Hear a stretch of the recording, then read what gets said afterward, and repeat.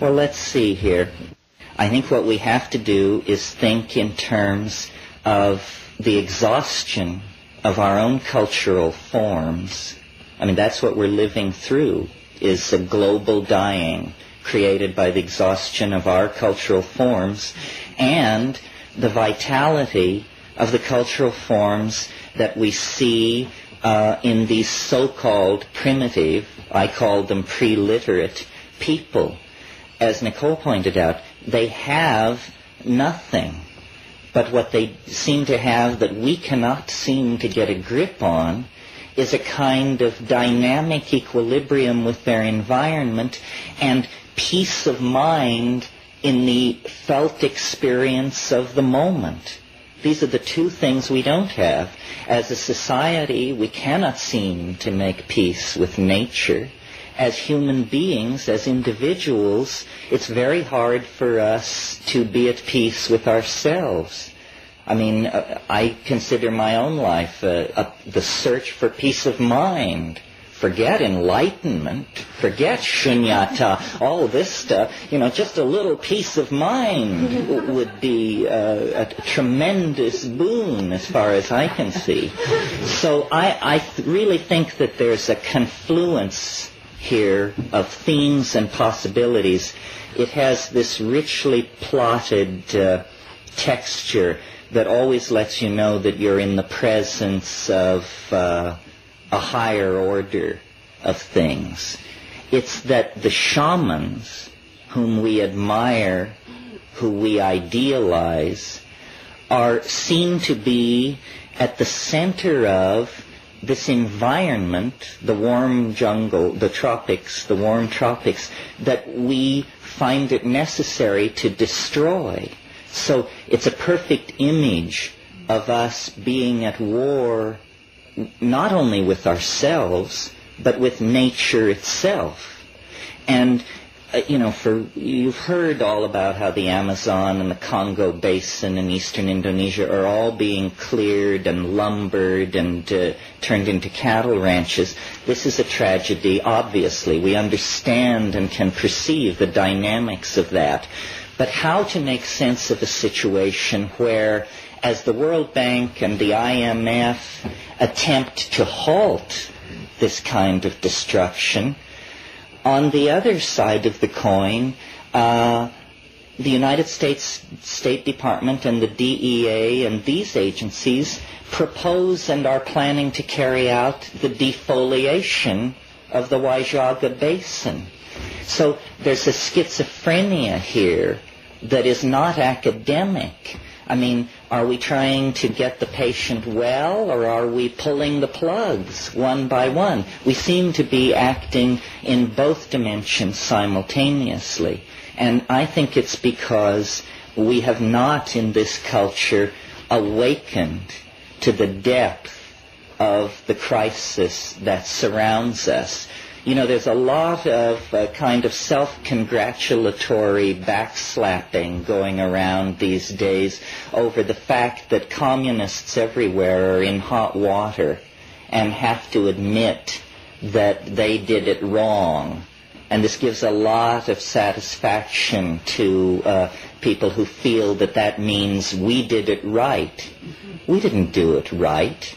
They did it wrong and now admit they did it wrong. We do it wrong and have yet to even raise the possibility of turning away from what we are doing. The internal contradictions of Marxism were based on a false definition of what people are. People do not respond to central planning, hortatory propaganda, and stereotyping. Neither do people respond to an ethos of self-denial or a view of human beings that denies the fact that we have certain itches which must be scratched. So, I think that the collapse of Marxism is only the collapse of the outer edge of the societal and civilizing assumptions that we have made. After all, Marxism is nothing more than the millenarian retread of Christian millenarianism. And so is modern science, yet another secular retread of Christian millenarianism. So our culture is in trouble. Not trouble. We are at a terminal crisis, a bifurcation that it can only go one of two ways. Horror beyond your wildest imagination, or breakthrough to dignity, decency, community, and caring beyond your wildest imagination. Now, where do you look for models? Where do you go? The answer is so obvious. You go to nature. Nature has been playing this game for 3 billion years on this planet. We have been playing the game, we, the apostles of Christian scientism, for about 2,000 years.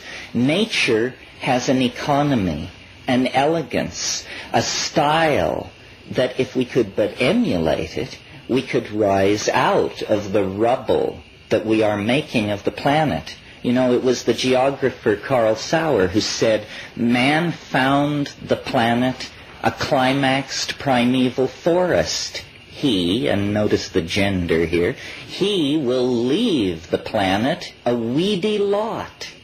A weedy lot. Well, now this is a metaphor where you change climaxed rainforest for weeds, but it's also true.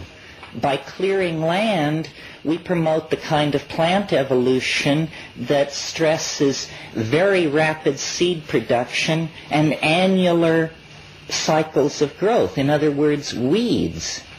And this tendency to find perfection and then to leave rubble in our wake has haunted us for the past 3,000 or 4,000 years of our history. Now, with the ozone shield disappearing, with acid rain falling on the earth that can melt blocks of marble, with the CO2 levels rising, with the levels of strontium and chlorofluorocarbons, and you know the litany, we have now one last chance to fish or cut bait. And the place where nature has provided the models for how to respond to this situation is the climaxed rainforest. Only the climaxed tropical rainforest has the kind of complexity of signal transfer, movement of nutritional materials, movement of electromagnetic radiation that we find in the modern city. It is a cliché of modernity that the city is a jungle. The problem is it isn't jungle enough. And I think it's the task of the new shamans to take the metaphor of the jungle, which is a metaphor of tremendous wealth, tremendous variety, a tremendous outpouring of form and of energy and of potential fulfillment of various bifurcation patterns of flow, to take that and enrich our own lives with it. And the way this is done is by empowering the presence of experience. The main thing that you get with these so-called primitive, pre-literate people, and with people like Nicole, who have spent time in this situation, is they are in the moment. They know how to have fun. They know how to work. They know how to live. And the reason they understand this is because they are focused within the confines of the felt presence of experience. They do not live by abstraction. And abstraction is the knife poised at our hearts. We are so much the victims of abstraction that with the earth in flames, we can barely rouse ourselves to wander across the room and look at the thermostat. That's the level of disimpassioning that abstraction has laid upon us. Well, hopefully this weekend there will be passion. There will be an effort wherever there is abstraction to drag it down into the felt presence of the moment. I think basically what we are a kind of green anarchy, an effort to revivify social forms that have been atrophied in the West at least since the destruction of Eleusis, probably in most places thousands of years before that. This is our last chance. I have done the best I could in terms of trying to sift through all these options and, as a communicator, offer the best way out. And, I could only do my best. And so that's what you get. I can't preach scientism because I don't believe in it. I can't preach Buddhism because I can't understand it. The only thing I can preach is the felt presence of immediate experience, which for me came through the psychedelics, which are not drugs, but plants. It's a perversion of language to try and derail this thing into talk of drugs. There are spirits in the natural world that come to us in this way. And so far as I can tell, this is the only way that they come to us that is rapid enough for it to have an impact upon us as a global population. This weekend will be different because we will be hewing close to the source.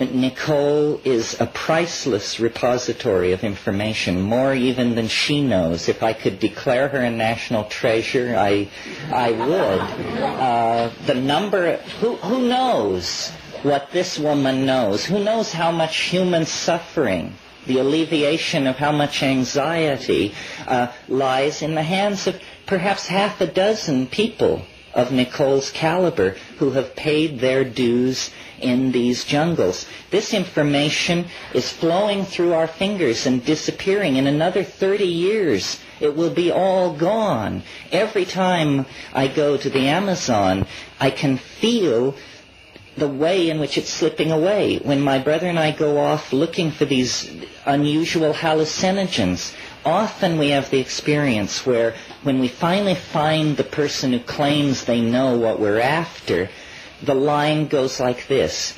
Well, I've never taken it, but as a child I remember seeing my grandfather prepare it, and I think I can do it. If it weren't for us standing there asking that it be done, it would never have even risen into the gentleman's mind as a possibility. This is the knife edge upon which this knowledge is poised. If it can be saved, it gives me hope that we can be saved. If we can't save this kind of knowledge, we cannot save ourselves, because this kind of knowledge is ourselves. Culture is a garment which you put on. Medical systems are pieces of jewelry which you wrap around your throat or neck. Religious ideals are like objects which you push through pierced nostrils and earlobes. If we cannot come to terms with that which allows us to give birth with ease, to die with dignity, and to live in health, then what kind of a future do we have? No future at all. So this is not a meeting of obscurantists or enthusiasts for some private vista of transcendence. This is a meeting of political activists, people who are socially committed to themselves, to each other, to the larger idea of community, and who understand that when you talk about Gaia, it's only an abstraction unless you talk about plants. The division between the masculine and the feminine is only trivially a difference between men and women. It is fundamentally a division between plants and animals. Plants are the enveloping feminine matrix of control and refurbishment. Animals are something invented by plants to move seeds around. An extremely yang solution to a peculiar problem which they faced. So the archaic revival, if it means anything, it means reconnecting the Gaian mind, which is a vegetable mind, a feminine, enfolding, boundary-dissolving, planetary mind that is not an abstraction, not a stereotype, not something used to create hortatory propaganda, but a living, breathing reality, a reality which is the only thing which stands between us and Armageddon.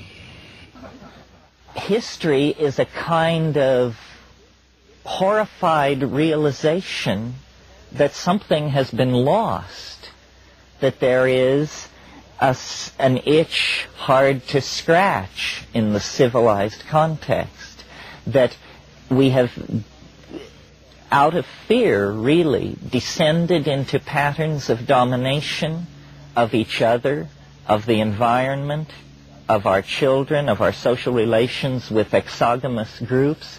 We have descended into a dominator pattern that is basically based on clutching, on fear. And I'm sure most of you have heard me argue that this is the consequence of ceasing basically to do enough hallucinogens in the diet. That, in fact, what human beings were flirting with over many, many tens of millennia, let's say from 100,000 years ago to 15,000 years ago, human beings were in a flirtatious situation with a symbiotic relationship with this mind resident in vegetable nature. Now, you all know that what classic symbiosis is in biology. It's where, let's take the example of the little fish who lives in the sea anemone, and big fish don't bother it. It gains protection. The sea anemone gains access to larger prey, which come to investigate the little fish. That kind of symbiosis is genetically locked in. And if you take the little fish away from the anemone and put it, let us say, in an aquarium without anemones, it doesn't die. It doesn't go into an immediate physiological crisis. No, what happens is it simply has a low body weight and a short lifespan. In other words, it is under stress. And I believe, I hope I'm not deluding myself, but I believe that the lost secret of human emergence, the undefined catalyst that took a very bright monkey and turned that species into a tormented, self-reflecting poet-dreamer, that catalyst has to be sought in these tertiary alkaloids in the food chain that were catalyzing higher states of intellectual activity. And I've pointed out to you ad nauseum, I'm sure, the reciprocal feedback relationship that was working there in the case of the mushroom in the veldt situation in Africa. It was promoting at low doses visual acuity, which was feeding back into the hunting and gathering process, making those animals with this increased visual acuity more adaptively successful, hence more reproductively successful, hence they're outbreeding their competitors. At higher doses, psilocybin actually causes a generalized arousal, which includes sexual arousal. Again, it becomes a catalyst for increased reproductive success. More instances of copulation in a situation like that lead to more successful births of those into family structures where the alkaloid has been accepted into the food chain. Well, this would be only an obscure topic of interest to primatologists were it not for the fact that it is a crisis in consciousness which confronts us globally. Consciousness is the commodity that if we do not have enough of it, do not produce it fast enough, then the momentum of the processes we set in motion in our ignorance is going to sterilize the planet and do us all in. So we have to have consciousness. Well, then you look at the smorgasbord of ethnographic possibilities and you discover this institution of shamanism. It is the institution of planner, of visionary, of manager, of large system coordinator. That's what it's about. You call it magic on one level, you call it curing, you call it folk psychiatry, or weather prediction. Shamans have been involved in all of these things. But as Nicole made so eloquently the point last night, to these deep forest people, it is ordinary. It is ordinary. They live in a different cultural dimension than we do. Dimensions which to us are completely value dark are to them completely transparent. And dimensions which to us are extremely rich and complex, the inner world of the nucleus of the atom, let us say, are for them totally value dark. They don't even cognize the possibility of asking the question. But nevertheless, the specialization in these various domains is not something where one is as good as another. Consciousness is the domain of immediate experience. How are we going to save this planet? How are we going to take the lethal cascade of toxic, technological, and ignorance-producing habits that are loose on this planet and channel them toward some kind of a sane and livable world? Well, the answer is emerging in culture out of the collectivity of global consciousness. It is what I call the archaic revival. It is this very large turnover in the mass mind. Some people call it a paradigm shift. It's an effort to recover the sensory ratios, the feelings, and the attitudes of 15 to 20,000 years ago, before fear, before ego, before male dominance, before hierarchy, hoarding, warfare, propaganda, child abuse, all of these things. And the answer lies, as was indicated last night, in integration into the dynamics of nature. Well, so far as my analysis gives it to me, the only way you can abandon yourself to the dynamics of nature is to break through the language shell. You must cut through the aura of programming and cultural assumptions that surround us from the moment we are able to speak. The only way this can be done is by dissolving the boundaries of ego. Ego is a structure that is erected by a neurotic individual who is a member of a neurotic culture against the facts of the matter. And culture, which we put on like an overcoat, culture is the collectivized consensus about what sort of neurotic behaviors are acceptable. Now, I don't know, so you see, what I see going on in the Amazon is a very radical psycholytic therapy where they are dissolving, literally dissolving the boundaries of self, culture, and ego assumption. And then what you discover is not the white light, or what William James called a blooming, buzzing confusion, although in the first few minutes it can be like that. But what you really discover is sentient, organized, living, loving nature. That nature is a force. Nature is a mind, a personality, organized with intentionality, organized with feeling, humor, grace, and conviction. Conviction. And if you can get right with that conviction, then that's the secret of dancing in the waterfall. That's the secret of the shaman's apparent transcendence of the rules of mundane statistics. Because that is what it is. The shaman doesn't violate physics. He or she simply knows how to push the improbable to its greatest extent. And in Eastern philosophy, this is called the Tao. Abandonment to the flow, fitting of the small pattern into the larger pattern.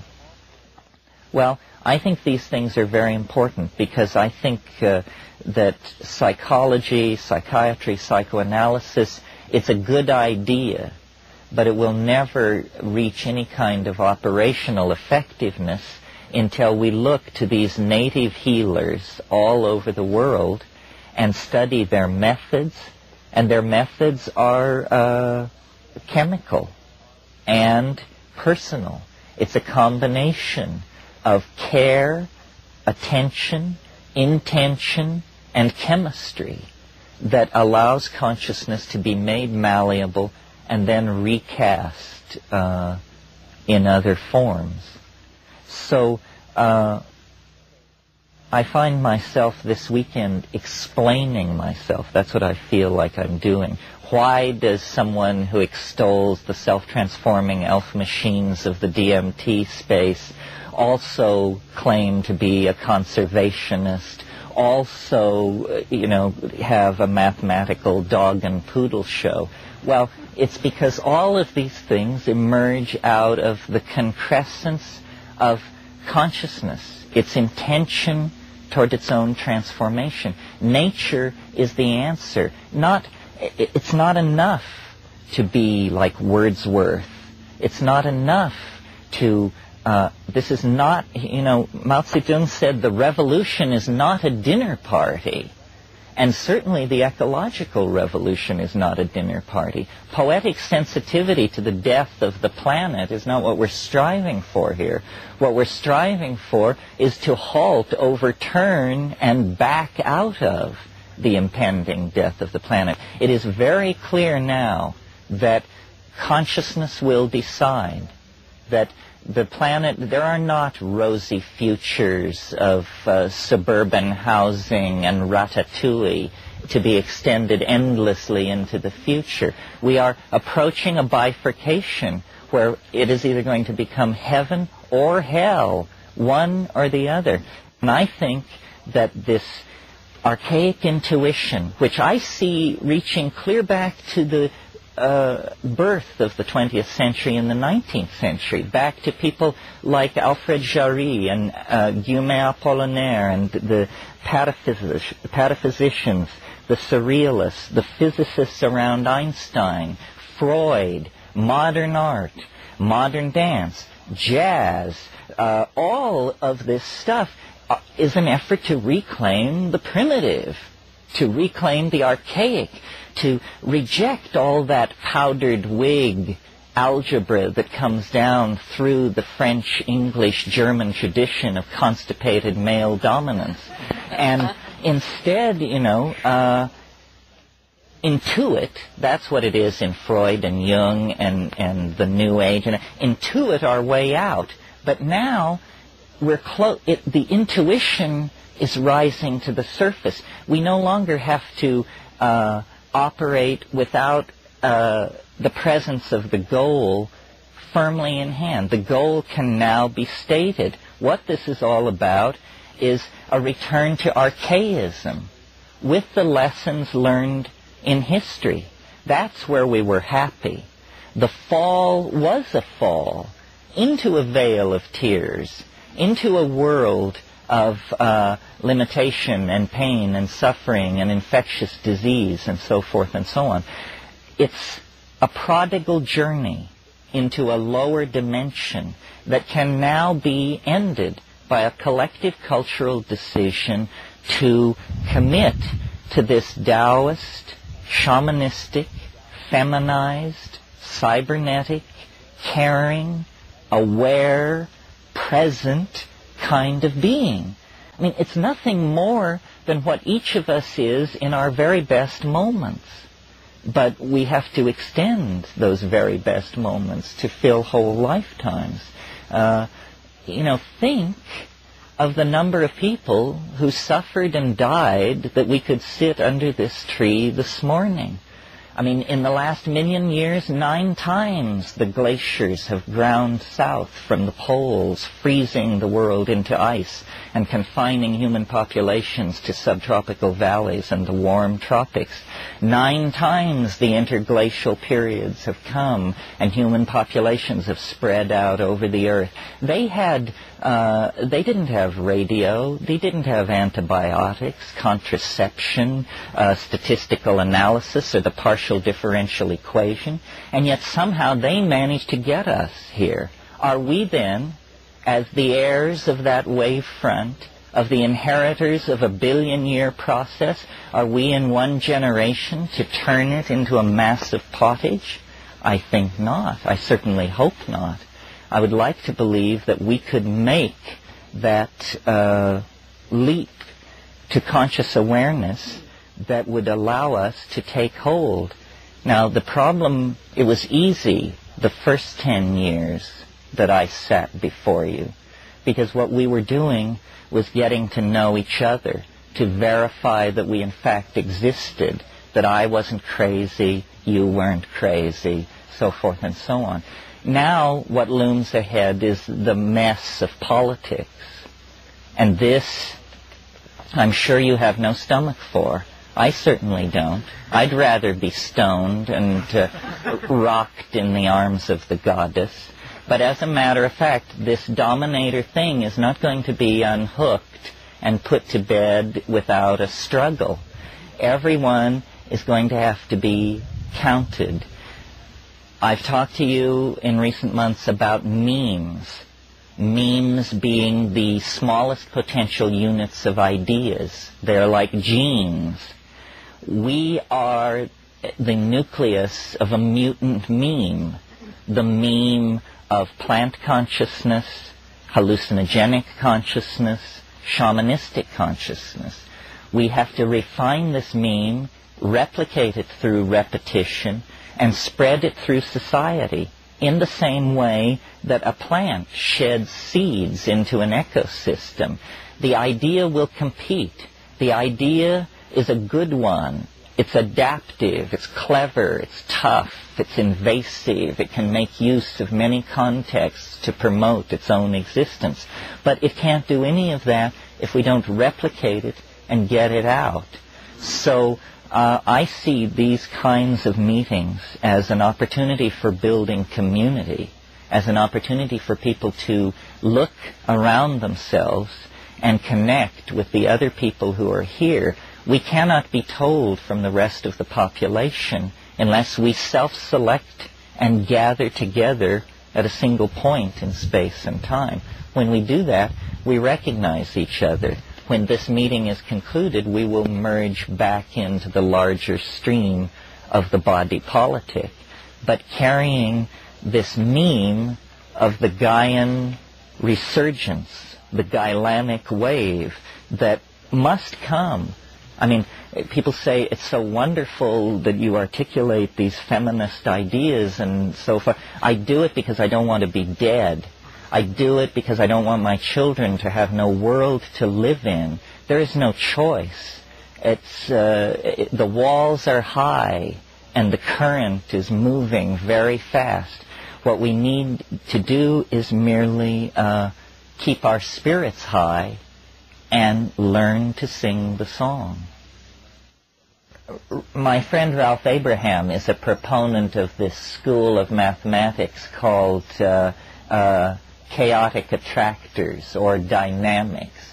And this is the notion that many processes are not pushed from behind by the momentum of casuistry, as in the ordinary Newtonian model of process, but that there are what he calls attractors, or basins of attraction.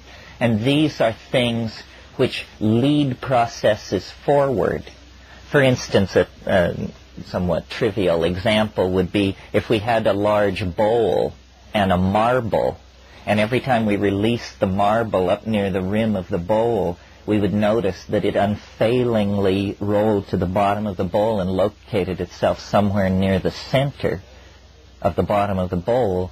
We could say that the bottom of the bowl acts as a basin of attraction for the marble. In other words, the marble finds its most, that its energy state is most at equilibrium when it locates itself in the trough of the bowl. So there is a way of analyzing processes to see them as though they were led rather than pushed. And I think it's fruitful to see human history this way. You see, what we deny as a culture of materialist, positivist reductionists, is the presence of spirit in the world, in ourselves, or in nature. And so Western science is very concerned to deny what is called telos. Telos is a Greek term for purpose. Purpose. The same idea as the attractor that I was trying. If you have a target, if you're driving a car toward a goal, the goal is your telos. It decides how you will steer the car. Well, it has been for the past 150 years extremely fashionable in sociology and biology because of Darwin to deny telos in nature, to say that, any apparent order in nature is made up of the disorder of random mutation meeting the disorder of natural selective processes, and these two streams of converging disorder create a kind of apparent or virtual order, which is an illusion. This is the orthodox theory. And when you take this Darwinism and put it into historical theory of human processes in time, you get the modern position in academic philosophy about history, which is that it is, and the official phrase is, trendlessly fluctuating. That's what we're asked to believe we are embedded in, a 10,000-year-old process of trendless fluctuation. In mathematics, this is called a random walk. It means you just go over here a few steps, and then you go this way, and then you go back. You're like a drunk, lurching around in this phase space. And this is the highest vision of human purpose that the reductionist vision can offer.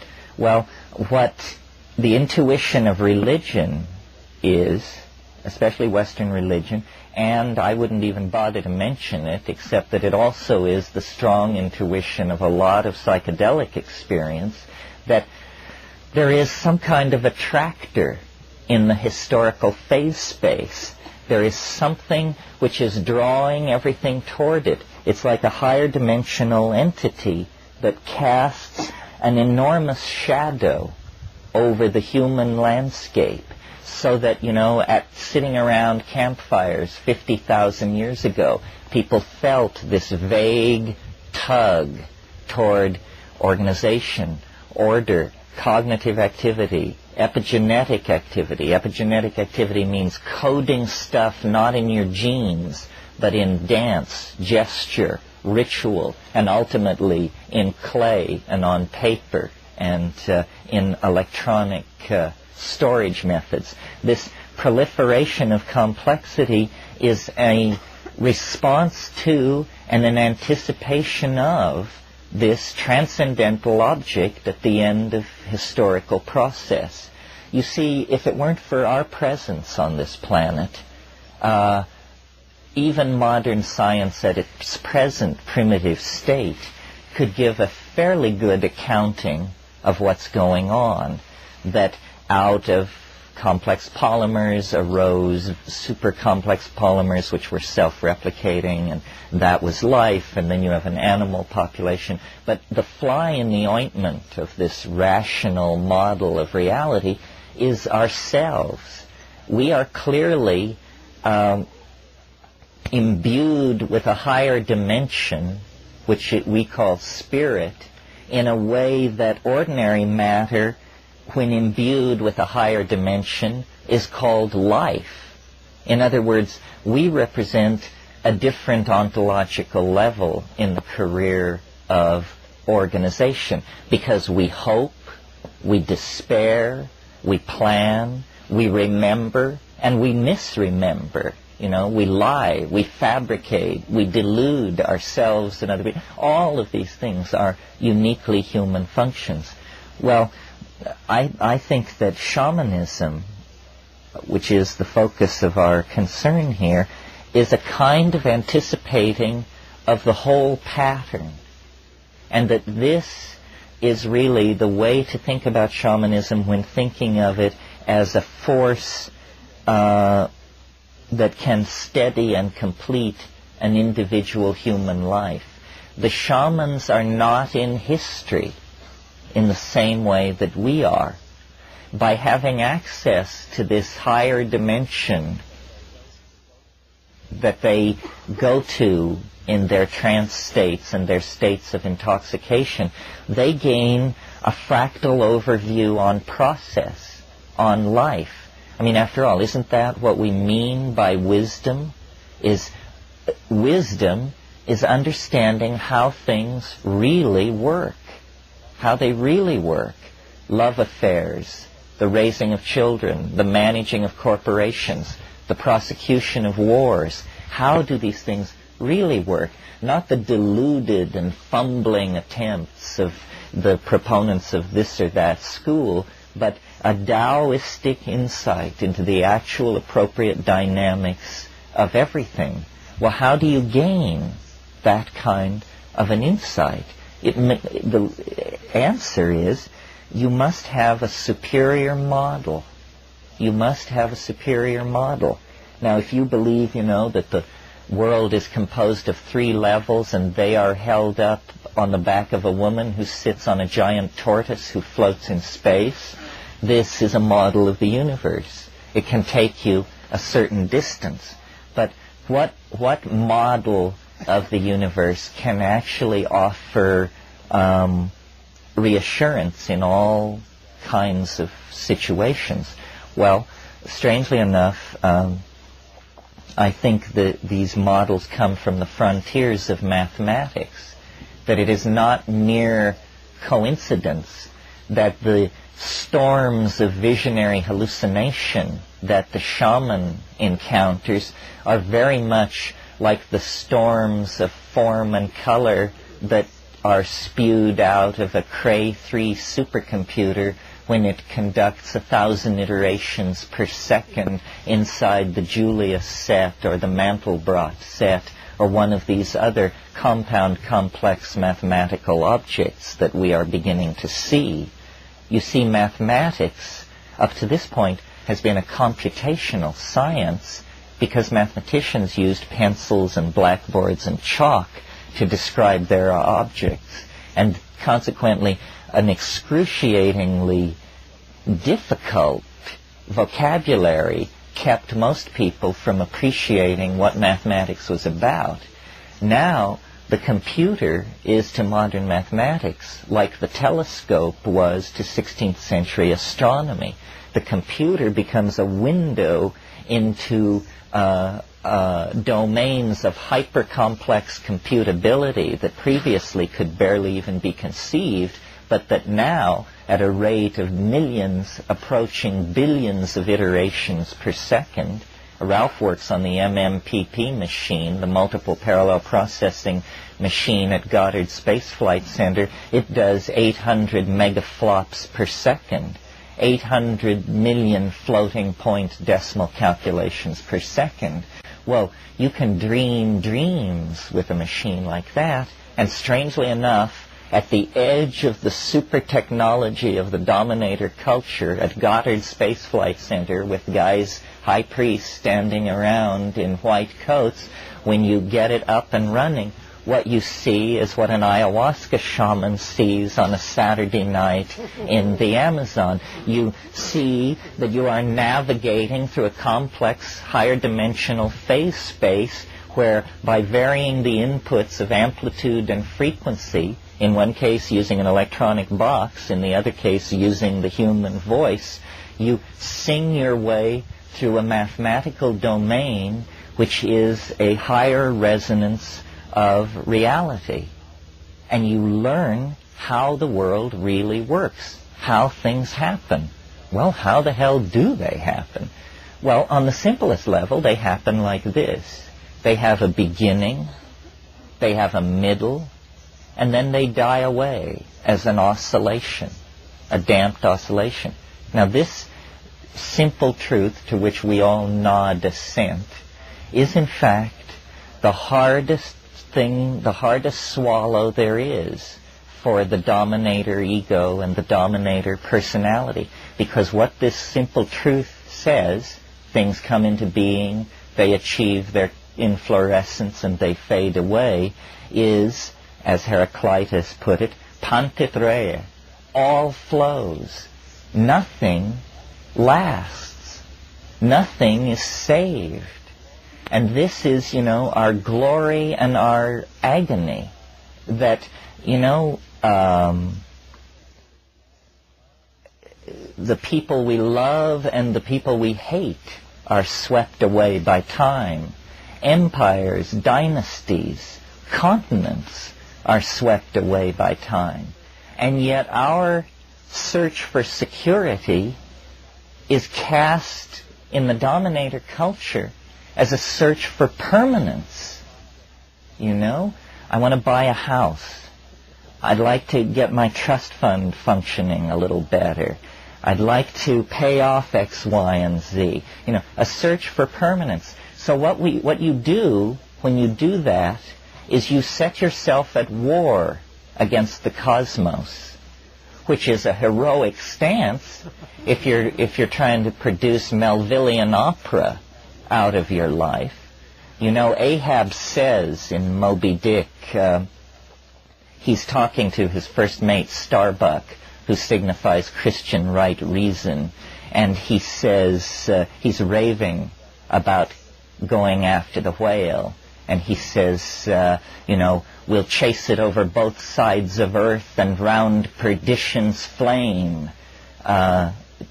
And Starbuck says, to seek revenge on a dumb brute seems blasphemy. And he says, blasphemy, Starbuck? Speak not to me of blasphemy. I would strike out the sun if it insulted me. For could it do that, then could I do the other, since there is ever a sort of fair play. Well, this is locker room talk. The notion that there is fair play between a man and a nearby star is the finest expression of the dominator ego I can imagine. And of course, the story of Moby Dick can be read on many levels, but finally it is the story of the submersion of the male ego in the oceans of the unconscious, born to its destruction and transformation by an encounter with the maternal matrix in the form of the vagina dentata of the sperm whale and everything that it symbolized. So I don't think we want to go that way. I don't think we want to set ourselves up as the crusaders for permanence. But that means softening to the fact of the flow and of the impermanence. Nicole has made the point very eloquently that these people in the Amazon have nothing. The wonderful thing about the Amazon is that nothing lasts. Nothing is worth having. I mean, a book, forget it. Clothing, houses, everything is just swept away by the incessant recycling of material. So all that is permanent are values, personality, strength, honesty, decency, dignity. These are things which can be erected against the flow and have some hope of permanence. So I think, shamanism is permission to transcend anxiety by accepting the transience of all form. And this is a truth of the universe that cannot be ignored. So once it is integrated, then it's as though resistance in the electrical circuits that surround your integration into the world begins to fall. You accept that the present moment is the richest apex of being, that on the downside back into the past, it shades off into memory and its vagaries. In the future, it shades off into a series of adumbrations and anticipations. I think that the shamans gain this tremendous authenticity that you feel in their presence, the good ones, because they have seen the end. They have a model of how process happens, and so they don't push and they don't clutch, and then energy flows through them. And our civilization has to learn this. I think I said at one point in this weekend, only Gorbachev is taking the position that we did it wrong and that we need to deconstruct. And yet every society did it wrong. We all did it wrong. Capitalism, it's wonderful that you can get a safety pin at 4 a.m. within a half mile of anywhere in the United States. And I'm sure the Russians wish they had it so good. But is that the be-all and the end-all of cultural values, that you can walk the fluorescent lit aisles of Kmart and congratulate yourself that whether it be gas can, sanitary napkin, or whatever, it's there waiting for you? I don't think so. I think that we have built in the termination of our world just as surely as the Marxist world built in a tripwire into its social mechanism. It's just that we're going to have to pay the piper more downstream. If we descend into the dominator metaphor and play its game, we're probably going to be snookered, because they've had a long, long time to figure out all the angles. What I find myself more and more leaning to is sharing the meme of the irrelevance of conservative institutions. History is not a process for which you ask permission. History is just something you make, and then other people pick up the pieces. Henry David Thoreau understood this very well when he wrote his famous treatise on civil disobedience. The growth of culture is something that comes out of the animal body. Rousseau called it the general will. Man proposes and God disposes. But in the realm of civil polity, the people dispose, and government is allowed to propose. But that's all. And now what we are involved in, really, is a debate about human nature. Who are we? What are we? The French cartoonist Mobius put it very well in his book, where he asked the question, is man good? This is what we're going to find out. And my feeling is that it isn't decided yet. That it is, H.G. Wells called history a race between education and disaster. Well, they're in the home stretch, neck and neck. It's clearly going to be a photo finish. But there is a responsibility on everyone who sees this to communicate it to other people and to act upon it.